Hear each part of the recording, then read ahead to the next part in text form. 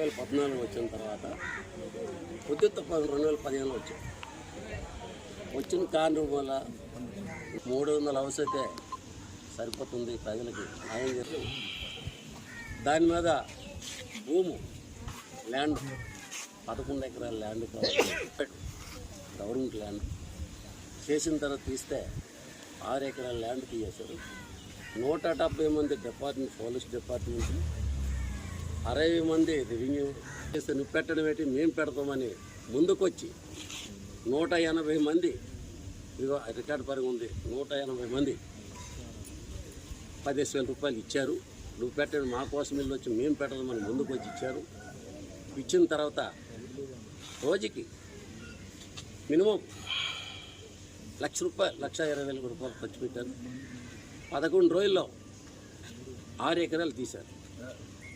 141 6 ఎకరాలు తీసిన తర్వాత 6 ఎకరాలు మాకు సిగ్నల్ అయితే చేయాలమ్మా, మాకు ఇబ్బంది ఉంటుంది, తాగేసి ఉంటారు, కష్టపడి వస్తారు, సంస్థలు పెరుగుతారంటే మళ్ళీ చంద్రబాబు నాయుడు తీసుకెళ్ళి సింగిల్గా మళ్ళీ చేయిస్తూ మరొక 6 ఎకరాలు అడుగుతూ ఆర్డర్ వేయించుకుని వచ్చి మళ్ళీ ఆ తక్కువ రోజుల్లో మళ్ళీ ఆర్డర్ వేయించుకుని వచ్చిన తర్వాత మళ్ళీ సింగిల్గా మరొక 5 ఎకరాల 70 చెట్లు తీయించాను.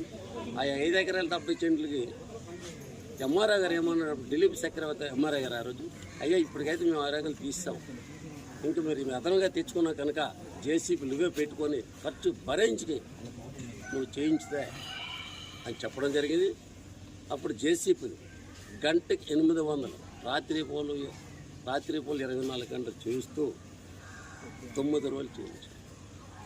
9 రోజులు చేయిస్తే 2019 ఇల్లు అయిపోయి 2019లో 150 ఇల్లు మంజూరు చేయడం జరిగింది. పట్టాలు ఇచ్చారు.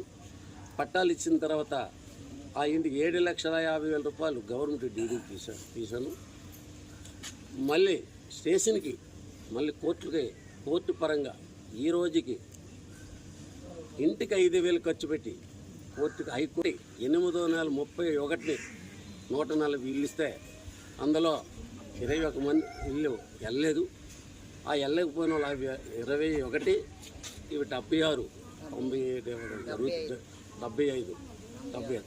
90 ఇవ్వడం జరిగింది.